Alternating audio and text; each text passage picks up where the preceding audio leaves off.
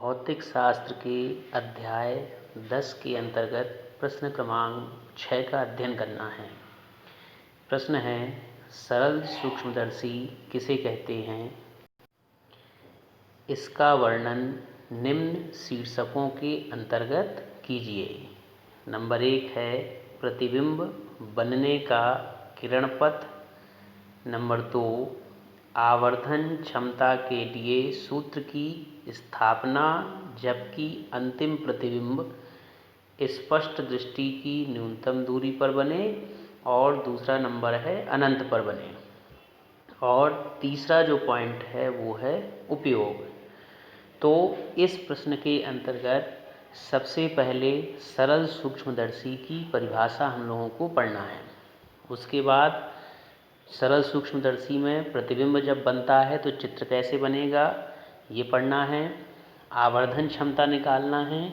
आवर्धन क्षमता दो स्थितियों में निकालना है।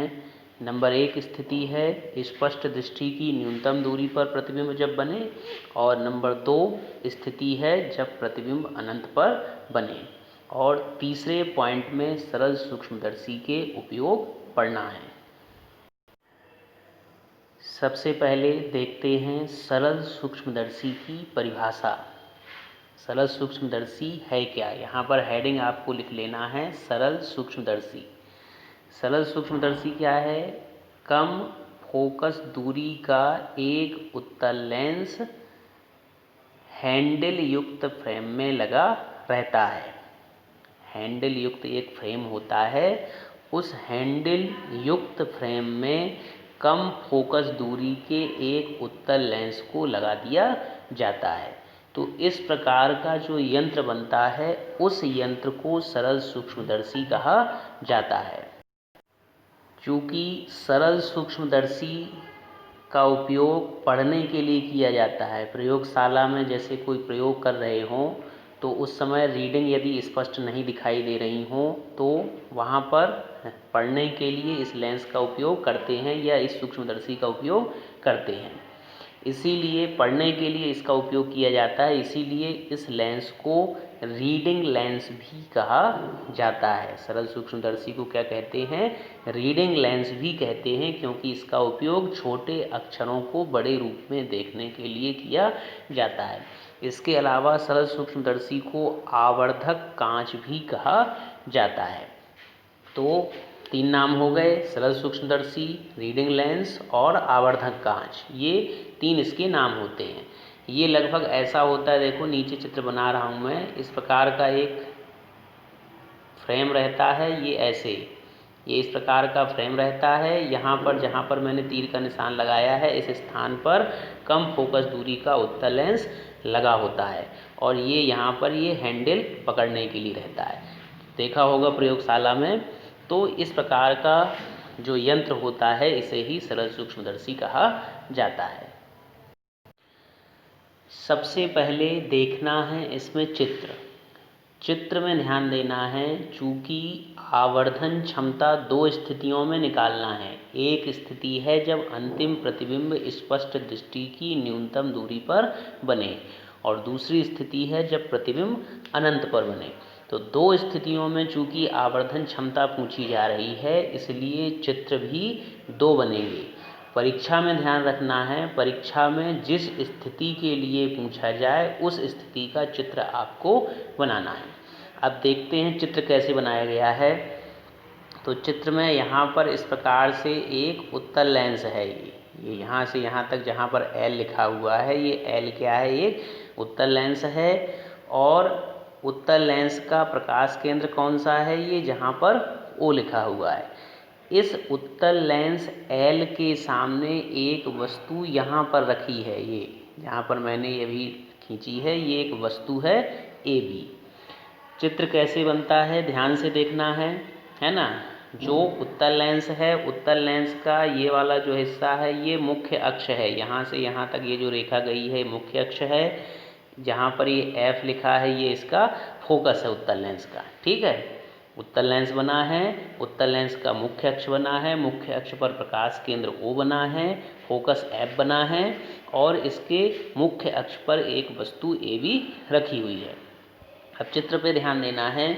चित्र हमेशा कैसे बनता है, बनाने का तरीका हमने बताया है कि हमेशा एक प्रकाश की किरण मुख्य अक्ष के समांतर जाती है। मुख्य अक्ष कौन सा है? ये जो मैंने रेखा खींची हुई है, ये जहाँ भी मैंने तीर का निशान लगाया, यही मुख्य अक्ष है। तो इस मुख्य अक्ष के समांतर एक प्रकाश की किरण चलेगी। कहाँ से चलेगी? प्रकाश की किरण हमेशा वस्तु से चलती है, ठीक है। तो ये एक प्रकाश की किरण देखो, ये इस प्रकार से जा रही है। ये एक प्रकाश की किरण मुख्य अक्ष के समांतर गई, और नियम क्या होता है? नियम होता है कि मुख्य अक्ष के समांतर यदि प्रकाश की किरण जा रही है तो कहाँ से गुजरती है? वो फोकस से होकर गुजरती है। चूँकि लेंस में 2 फोकस होते हैं, और हमने बताया था कि नियम के अनुसार दूसरे फोकस को लेंस का फोकस माना जाता है। तो उत्तल लेंस में दूसरा फोकस किस तरफ होता है? ये इस तरफ, यहाँ पर जहाँ पर मैंने बिंदु बनाया है इस तरफ होता है। तो ये प्रकाश की किरण जो मुख्य अक्ष के समांतर आई है वो कहाँ से होकर गुजरना है? इस फोकस से होकर गुजरना है, जहाँ पर मैंने अभी F लिखा है। लेकिन अभी आपको ये रेखा बनानी नहीं है। ये जो रेखा बनी हुई है ना, ये रेखा अभी आपको नहीं बनानी। अब क्या है? अब दूसरी प्रकाश की किरण कहाँ से जाती है? प्रकाश केंद्र से। प्रकाश की किरण कहाँ से निकलेगी? वस्तु से। वस्तु कौन सी है? AB है। तो एक प्रकाश की किरण देख सकते हैं, देखो यहाँ पर ये इस प्रकार से ये निकल रही है, देखो, और कहाँ से होकर गई? ये प्रकाश केंद्र से होकर गई। और नियम होता है कि प्रकाश केंद्र से यदि जाती है तो बिना विचलित हुए ऐसे सीधे निकल जाती है। तो 2 किरणें हो गई। देखो, एक किरण ये अभी जो मैंने बनाई है ये है, और एक किरण जहाँ पर मैंने ये तीर का निशान लगाया है ये वाली है। लेकिन अभी इस किरण को हम लोगों ने बनाया नहीं है। क्यों नहीं बनाया है? क्योंकि ये दोनों किरणें समांतर हो गई। तो मिलेंगी कहाँ पर? तो पहले आपको यहाँ पर ऐसे प्रतिबिंब बना लेना है। यहाँ पर ऐसे ये जो रेखा बनी हुई है, इस रेखा पर क्या बना लेना है? ऐसे प्रतिबिंब बना लेना है। और प्रतिबिंब बनाने के बाद फिर आपको यहाँ से ध्यान देना, देखो ये यहाँ से ऐसे, अब ये जो रेखा छोड़ी थी उसको बना देंगे ऐसे, और फिर यहाँ से इसको डॉट लाइन से लाते हुए यहाँ तक जहाँ पर प्रतिबिंब बनाया है उसको बना देना है। ऐसा करेंगे तो रेखा सीधी हो जाएगी। इसीलिए मैंने आपको वहाँ पर छोड़ने के लिए बताया था कि भी छोड़ देना। ऐसा जब आप पहले प्रतिबिंब बना लेंगे A1 B1, फिर उसके बाद जब ये रेखा खींचेंगे तो सीधी रेखा यहाँ पर आ जाएगी। और दूसरी रेखा कौन सी लाना है? ये यहाँ से ऐसे लाना है। तो दोनों अपवर्तित किरणें कहाँ पर आकर मिल जाती हैं? ये इस पॉइंट पे आकर यहाँ पर मिल जाती हैं। मतलब A1 B1 क्या हो जाएगा? इस लेंस के द्वारा बनाया गया प्रतिबिंब हो जाएगा। तो क्लियर हो गया। वस्तु क्या है? AB है। प्रतिबिंब कहाँ बन रहा है? A1 B1 पर बन रहा है। प्रतिबिंब कैसे बना? एक प्रकाश की किरण वस्तु से निकली, मुख्य अक्ष के समांतर गई, और फोकस से होकर गुजरना था उसको, लेकिन उसको आगे बनाते नहीं हैं, केवल बिंदु L तक उसको बनाते हैं। दूसरी प्रकाश की किरण हमेशा प्रकाश केंद्र से जाती है और बिना विचलित हुए सीधे निकल जाती है। दोनों जो किरणें आगे निकली हैं उन्हीं को पीछे बढ़ा देना है। तो कहाँ पर मिल जाती हैं? वो A1 बिंदु पर मिल जाती हैं। A1 बिंदु से लंब डालते हैं तो A1 B1 जो लंब है वही AB वस्तु का प्रतिबिंब होता है। प्रतिबिंब कैसा बन रहा है? सीधा बन रहा है। कैसे पता लग रहा है कि सीधा बन रहा है? क्योंकि मुख्य अक्ष के ऊपर बना है। तो प्रतिबिंब सीधा बन रहा है, मतलब आभासी है, वस्तु से बड़ा बन रहा है। वस्तु AB छोटी है और A1 B1 क्या है? बड़ा है। तो वस्तु से बड़ा बन रहा है, सीधा बन रहा है, इसलिए आभासी है। अब यहाँ पर एक चीज़ और ध्यान देना है। ये जो रेखा यहाँ से ऐसी आई है, ये वाली रेखा जो यहाँ से यहाँ तक ऐसे आई है, इस रेखा से यहाँ तक का ये जो कोण है, इस कोण को मान लेना है क्या? बीटा कोण। बीटा कोण क्यों मान रहे हैं? क्योंकि ये प्रतिबिंब के द्वारा नेत्र पर बनाया गया दर्शन कोण है। नेत्र मतलब किस पर बनाया गया? लेंस पर। नेत्र की जगह पे लेंस है ना इसमें। तो प्रतिबिंब A1 B1 के द्वारा लेंस पर बनाया गया दर्शन कोण कितना हो गया? बीटा हो गया। ये जहाँ तक मैंने बनाया है ये, ठीक है। दूसरा कोण इसमें एक और दिख रहा है, यहाँ से यहाँ तक ये अल्फ़ा लिखा हुआ है। इसके बारे में आगे बताएंगे, अभी आपको केवल चित्र में इसको बना लेना है। इसके बारे में आगे बताएंगे कि कैसे ये अल्फ़ा कोण आता है। ठीक है, तो चित्र यहाँ पर ध्यान से बनाना है। ये तो था पहला चित्र, जब प्रतिबिंब कहाँ पर बने, स्पष्ट दृष्टि की न्यूनतम दूरी पर बने। ठीक है, माने जो A1 B1 है ये क्या है, ये स्पष्ट दृष्टि की न्यूनतम दूरी है। स्पष्ट दृष्टि की न्यूनतम दूरी का मान 25 सेंटीमीटर होता है हमारी आँख के लिए, ध्यान देना है, परीक्षा में पूछा जाता है। स्पष्ट दृष्टि की न्यूनतम दूरी का मान हमारे आँखों के लिए 25 सेंटीमीटर होता है। तो जो A1 B1 है ये कहाँ पर है, ये स्पष्ट दृष्टि की न्यूनतम दूरी पर है, मतलब 25 सेंटीमीटर की दूरी पर है। लेकिन चित्र में इसको 25 सेंटीमीटर ना लिख के क्या लिखा गया है, डी लिखा गया है। देखो यहाँ ये लिखा हुआ है, ये डी क्या है, स्पष्ट दृष्टि की न्यूनतम दूरी को ये प्रदर्शित कर रहा है। अब ये तो था पहला चित्र। दूसरा चित्र कैसे बनाएंगे, तो दूसरा चित्र बनाना बहुत आसान है। यदि पहला चित्र बनाना आपको आता है तो दूसरे चित्र बनाना ज़्यादा कठिन नहीं है। कैसे बनाना है, देखो, दूसरा चित्र बनाने के लिए आपको ये जो प्रतिबिंब बना है ये नहीं बनाना है। जहाँ तक मैंने ये गोला बनाया है ना, इस प्रतिबिंब को आपको नहीं बनाना है।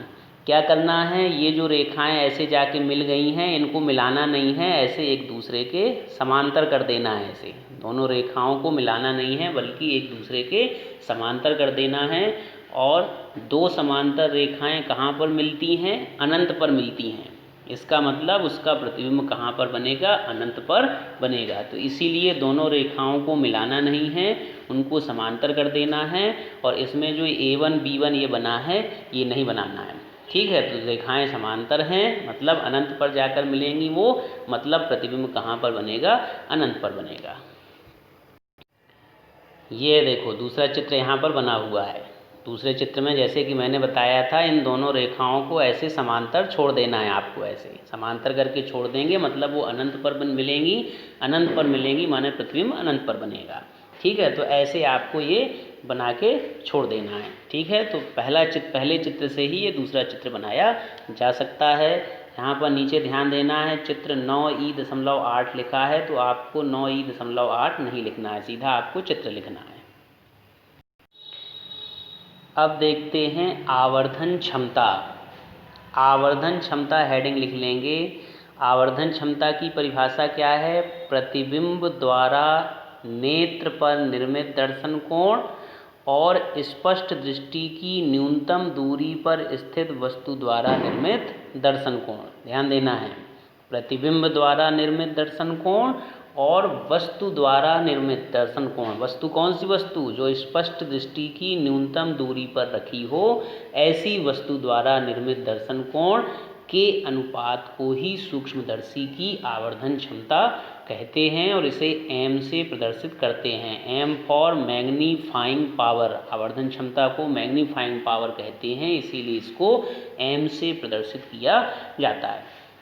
सूक्ष्मदर्शी कोई भी हो, चाहे सरल सूक्ष्मदर्शी हो चाहे संयुक्त सूक्ष्मदर्शी हो, परिभाषा यही होगी, प्रतिबिंब द्वारा निर्मित दर्शन कोण और स्पष्ट दृष्टि की न्यूनतम दूरी पर स्थित वस्तु द्वारा निर्मित दर्शन कोण के अनुपात को आवर्धन क्षमता कहते हैं। अब देखो ऊपर जो परिभाषा बताई गई है उसी को यहाँ पर लिख लिया। देखो, सूक्ष्मदर्शी की आवर्धन क्षमता बराबर अंश में क्या आ जाएगा, प्रतिबिंब द्वारा निर्मित दर्शन कोण, और बटे में क्या आ जाएगा, स्पष्ट दृष्टि की न्यूनतम दूरी पर स्थित वस्तु द्वारा निर्मित दर्शन कोण। यहाँ पर ध्यान देना है, इसमें अंतरित कोण लिखा है, तो आप चाहें तो अंतरित कोण ना लिख के सीधा दर्शन कोण लिख सकते हैं। जैसे कि मैंने बताया ना, प्रतिबिंब द्वारा निर्मित दर्शन कोण आप डायरेक्ट लिख सकते हैं। दर्शन कोण पढ़ चुके हैं ना इसके पहले, तो अंतरित कोण न लिख के दर्शन कोण लिखेंगे तो ज़्यादा अच्छा रहेगा।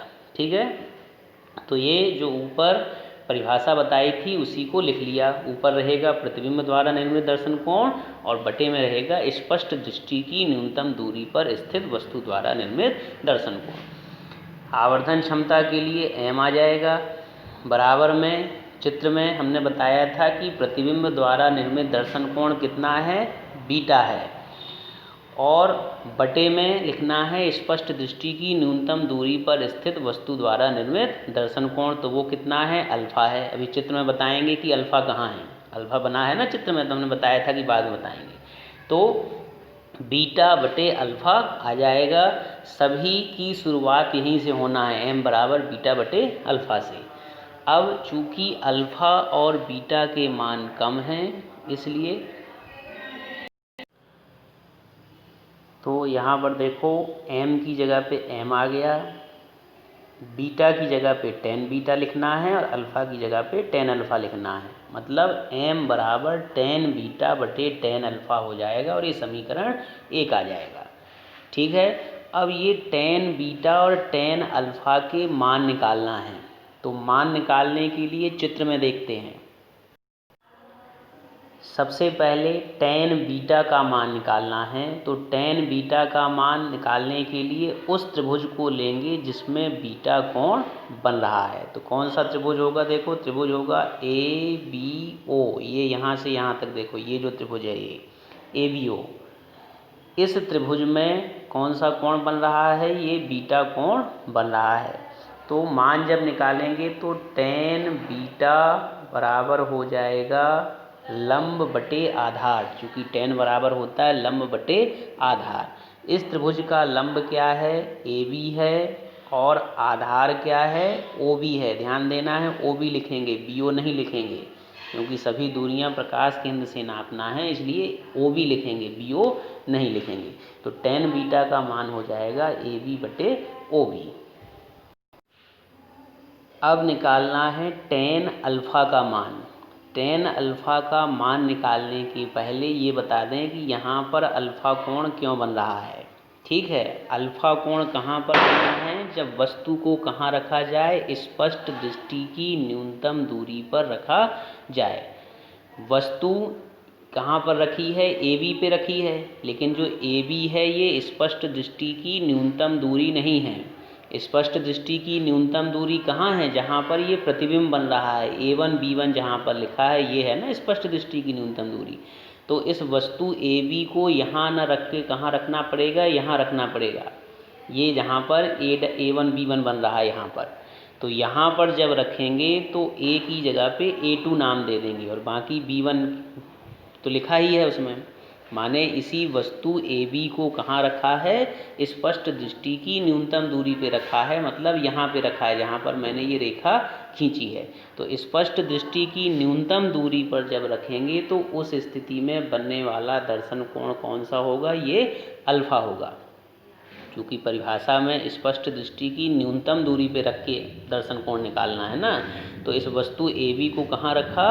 स्पष्ट दृष्टि की न्यूनतम दूरी पर। तो स्पष्ट दृष्टि की न्यूनतम दूरी कहाँ है? जहाँ पर ये प्रतिबिंब बना है। तो इसी वस्तु AB को कहाँ खिसका दिया? A2 B1 पे जब खिसका देंगे तो ये वस्तु स्पष्ट दृष्टि की न्यूनतम दूरी पर हो जाएगी। तो उस स्थिति में बनने वाला दर्शन कोण क्या हो जाएगा? अल्फ़ा हो जाएगा। तो चूँकि वस्तु AB को ही यहाँ पर रखा है, इसलिए ध्यान देना है कि जब A2 B1 आएगा तो उसको AB लिखा जा सकता है, क्योंकि दोनों की ऊंचाइयाँ क्या हैं? बराबर हैं। ठीक है। तो क्लियर हो गया अल्फ़ा कोण कहाँ बन रहा है? स्पष्ट दृष्टि की न्यूनतम दूरी पर जब वस्तु को रखा है उस स्थिति में बन रहा है। अब अल्फ़ा कोण किस त्रिभुज में बन रहा है? तो त्रिभुज हो जाएगा, देखो ये, चूँकि टेन अल्फ़ा का मान निकालना है ना, तो किस त्रिभुज में अल्फ़ा कोण बन रहा है? ये इस त्रिभुज में। त्रिभुज का नाम होगा A2 B1O। इस त्रिभुज में टेन अल्फ़ा का मान जब निकालेंगे तो सूत्र वही लगेगा, लंब बटे आधार। लंब क्या होगा? लंब हो जाएगा A2 B1 और आधार क्या हो जाएगा? आधार हो जाएगा OB1। ठीक है। जैसे कि हमने अभी चित्र में बताया था कि A2 B1 का जो मान है वो AB के बराबर है, क्योंकि AB वस्तु को ही वहाँ रखा गया है। तो इसीलिए A2 B1 की जगह पे क्या लिखा जा सकता है? AB लिखा जा सकता है। तो यहाँ AB लिख देंगे और बटे में OB1 की जगह पे OB1 आ जाएगा। तो ये इस प्रकार से टेन अल्फ़ा और टेन बीटा की मान उन त्रिभुजों से निकालना है जिन त्रिभुजों में अल्फ़ा और बीटा कोण बन रहे हैं। तो जैसे अभी हमने चित्र में निकाल के बताए हैं, देखो वैसे ही मान यहाँ पर निकाले गए हैं। पहले tan अल्फ़ा का मान निकाला है, तो देखो उसी त्रिभुज को लिया है जिसको हमने बताया था, और वैसे ही मान निकाला है देखो, और वही मान आया है। A2B1 की जगह पे AB आ गया, और OB1 का मान चित्र में लिखा हुआ है, कितना लिखा है, D लिखा है, तो D लिख दिया यहाँ पर, ठीक है। और दूसरा tan बीटा का मान किस त्रिभुज से निकाल के बताया था हमने, त्रिभुज ABO से, तो त्रिभुज ABO ले लिया और tan बीटा का मान निकाल दिया। तो जैसे हमने चित्र में निकाल के बताया था, वैसे ही मान यहाँ पर निकाल के बताए गए हैं। अब ये जो tan अल्फ़ा और tan बीटा के मान आए हैं, इन मानों को कहाँ रखना है, समीकरण 1 में, यहाँ पर जहाँ पर मैंने सही का निशान लगाया है, इस स्थान पे रखना है। तो जब इस स्थान पे रखेंगे तो देखो m की जगह पे m आ जाएगा, ठीक है। ऊपर रखना है tan बीटा का मान, ध्यान रखना उल्टा नहीं रख देना। तो tan बीटा का मान क्या है, AB बटे OB, तो ये आ गया। बटे में किसका मान रखना है, tan अल्फ़ा का, तो tan अल्फ़ा का मान क्या है, AB बटे D। यहाँ पर AB से AB कैंसिल हो जाएगा, D बटे में लिखा है इसलिए D ऊपर पहुँच जाएगा और OB नीचे आ जाएगा। मतलब ये हो जाएगा m बराबर D बटे OB, और समीकरण 2 यहाँ पर प्राप्त हो जाएगा। अब जो समीकरण 2 प्राप्त हुआ है, उस समीकरण 2 में चिन्ह पर पाटी लगाना है। तो चिन्ह पर पाटी लगाने के लिए चित्र देखते हैं।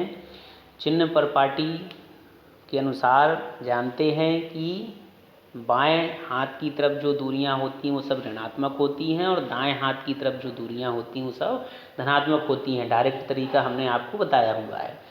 तो समीकरण 2 में पहला जो मान निकालना है वो है OB। ध्यान देना है, चित्र में O कहाँ है, ये यहाँ O है प्रकाश केंद्र, और B है क्या, वस्तु। प्रकाश केंद्र से वस्तु की दूरी को U कहा जाता है, और बाएं हाथ की तरफ नाप रहे हैं इसलिए कैसा होगा, माइनस का। मतलब OB बराबर -U हो जाएगा। फिर इसके बाद D क्या है, देखो D भी इसी तरफ है, बाएं हाथ की तरफ, तो D भी कैसा होगा, ऋणात्मक होगा, ठीक है।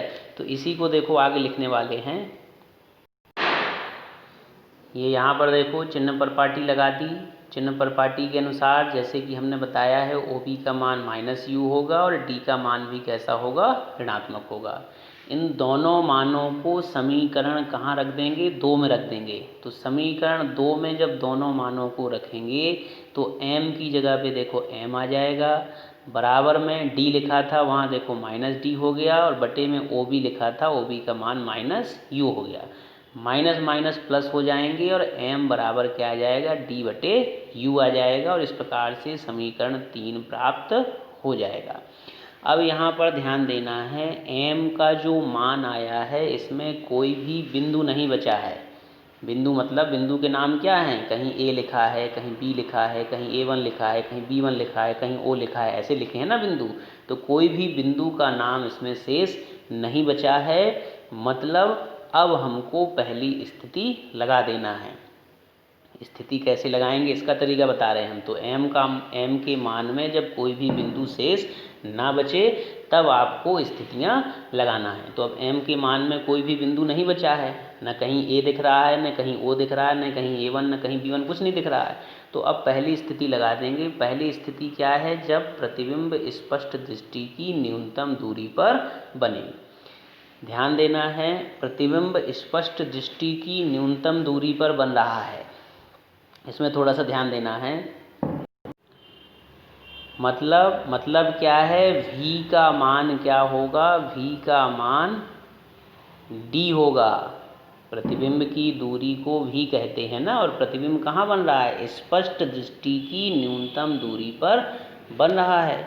इसका मतलब V का मान क्या होगा, D होगा, ठीक है। और D कैसा होगा, ऋणात्मक होगा। क्यों होगा, क्योंकि चित्र हम लोगों ने देखा है, चित्र में चाहे प्रतिबिंब हो चाहे वस्तु हो, सभी चीज़ें किस तरफ हैं, बाएं हाथ की तरफ हैं। तो इसलिए V मतलब प्रतिबिंब की दूरी भी कैसी होगी, ऋणात्मक होगी। तो एक चीज़ क्लियर हो गई, स्पष्ट दृष्टि की न्यूनतम दूरी पर प्रतिबिंब बन रहा है, मतलब प्रतिबिंब की दूरी V को D लिखा जा सकता है, और बाएं हाथ की तरफ प्रतिबिंब है, इसका मतलब वो ऋणात्मक होगा। वस्तु जानते ही हम, वस्तु भी बाएं हाथ की तरफ है तो वस्तु की दूरी u भी ऋणात्मक होगी। फोकस किस तरफ होता है उत्तल लेंस में? फोकस दाएं हाथ की तरफ होता है, हमने बताया था चित्र बनाते समय। तो दाएं हाथ की तरफ है, इसलिए फोकस कैसा होगा? धनात्मक होगा। तो पहली स्थिति जब लगाएंगे तो ये तीनों चीज़ें क्लियर कर लेना है कि u कैसा होगा, v कैसा होगा, f कैसा होगा। तो u ऋणात्मक हो गया, v का मान -d हो गया और f धनात्मक हो गया। तीनों चीज़ें जब क्लियर हो जाएं तो लेंस सूत्र लगा देंगे 1/f बराबर 1/v माइनस 1/u। ठीक है, इस सूत्र का जब उपयोग करेंगे और इसमें चिन्ह परिपाटी के अनुसार मान रख देंगे तो f का मान तो प्लस का है तो 1/f आ जाएगा, बराबर में 1/v, v का मान क्या है? -d है, माइनस 1/u, u का मान क्या है? -u है। अभी जो मान बताए थे ना हमने, वही मान यहाँ पर रख दिए। ठीक है, चाहें तो आप हेडिंग डाल लें पहले, हेडिंग डालने के बाद फिर बता दें u बराबर -u, v बराबर -d, f बराबर +f। ऐसा चाहें तो आप हेडिंग डालने के बाद लिख सकते हैं। हेडिंग डालेंगे फिर लिख देंगे कि इस स्थिति में u बराबर -u, f बराबर +f और v बराबर -d, ऐसा लिख लें। फिर उसके बाद ही लेंस सूत्र लिखें। ठीक है, तो मान रखेंगे तो ऐसा आ जाएगा। अब 1/f की जगह पे 1/f हो गया, बराबर में -1/d की जगह पे -1/d, माइनस और माइनस का गुणा होगा तो प्लस का 1/u आ जाएगा। अब हमको चूंकि d/u का मान चाहिए, समीकरण 3 जो आया है उसमें किसका मान चाहिए? d/u का मान। इसलिए क्या करेंगे, ऊपर ये जो समीकरण आया है इस समीकरण के दोनों पक्षों में d का गुणा कर देंगे। तो d का जब गुणा करेंगे तो इधर 1/f में d का गुणा होगा तो d/f हो जाएगा, बराबर में -1/d में d का गुणा होगा तो d से d कट जाएगा, -1 बचेगा, प्लस 1/u में d का गुणा होगा तो d/u आ जाएगा। ठीक है, अब मान हमको d/u का चाहिए, इसलिए माइनस का 1 जो इस तरफ लिखा है उसको पक्षांतर करके उस तरफ ले जाएंगे। तो माइनस का 1 पक्षांतर होके जब इस तरफ आएगा, d/f की तरफ जब आएगा तो प्लस का 1 हो जाएगा। तो प्लस का 1 और प्लस का 1/d, प्लस का d/f, माइनस का 1 इस तरफ जब आएगा तो प्लस का 1 हो गया और प्लस का d/f पहले से है तो ये हो जाएगा 1 + d/f और बराबर के उस तरफ क्या बचेगा? d/u, मतलब d/u का मान निकल आएगा 1 d/f और ये समीकरण 4 यहाँ पर प्राप्त हो जाएगा। जैसे ही d/u का मान निकल आएगा इस मान को कहाँ रख देंगे? समीकरण 3 में रख देंगे। ध्यान देना है, हमेशा मान जब निकलता है तो उसको कहाँ रखना है?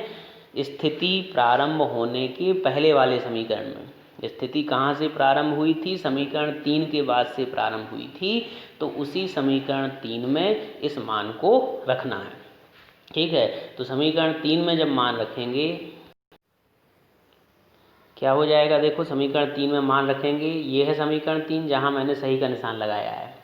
तो समीकरण 3 में मान रखेंगे तो m की जगह पे m आ गया और d/u का मान समीकरण 4 में क्या निकला है? 1 d/f। तो मान रखेंगे तो ये इस प्रकार से आवर्धन क्षमता निकल आएगी। कब? जब प्रतिबिंब स्पष्ट दृष्टि की न्यूनतम दूरी पर बन रहा हो। दूसरी स्थिति कौन सी लेना है? जब प्रतिबिंब अनंत पर बने। प्रतिबिंब कहाँ पर बन रहा हो? अनंत पर।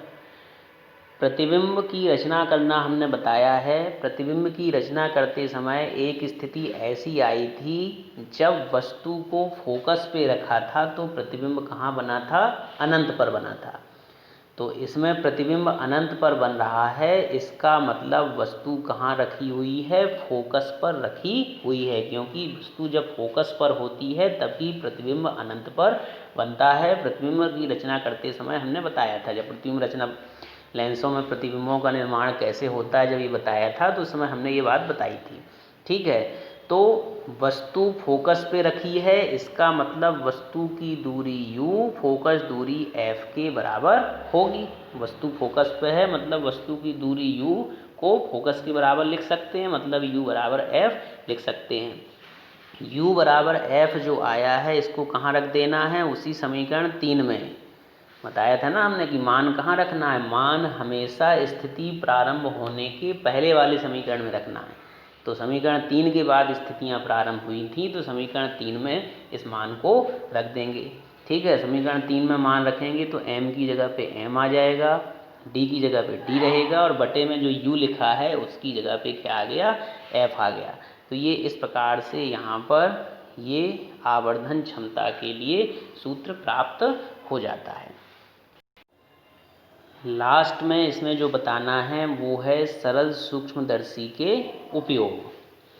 क्या उपयोग हैं? पहला उपयोग है घड़ी सुधारने वाले जो होते हैं, जिनको घड़ी साज कहा जाता है, घड़ी सुधारने वालों के द्वारा घड़ी के छोटे छोटे पुर्जों को देखने में इसका उपयोग किया जाता है। दूसरा है प्रयोगशाला में जो स्लाइडें बनाई जाती हैं, बायोलॉजी में बनती हैं स्लाइडें, तो उन स्लाइडों को देखने में इसका उपयोग किया जाता है। तीसरा है प्रयोगशाला में जो उपकरण होते हैं जैसे वर्नियर कैलिपर्स, तो वर्नियर कैलिपर्स के पैमाने का पाठ या कोई अन्य सूक्ष्म मापन करना है तो उसमें इसका उपयोग किया जाता है। और चौथा है, देखा होगा कई लोगों ने ज्योतिषी के द्वारा जब हाथ देखा जाता है, हस्तरेखा जब वो देखते हैं, या पुलिस वाले जब उंगलियों के निशान कहीं पर पुलिस वालों को देखना है, तो उस स्थिति में इस सरल सूक्ष्मदर्शी का उपयोग वो वहाँ पर करते हैं। देखना है कि निशान कहाँ पर बने हैं तो उसके लिए पुलिस वाले इसका उपयोग करते हैं, या ज्योतिषी वगैरह हस्तरेखा देखने में इसका उपयोग करते हैं। तो ये है सरल सूक्ष्मदर्शी के उपयोग। ठीक है, एक चीज़ यहाँ पर ध्यान देना है, सरल सूक्ष्मदर्शी की आवर्धन क्षमता अधिक कब होगी, जब उसकी फोकस दूरी कम होगी।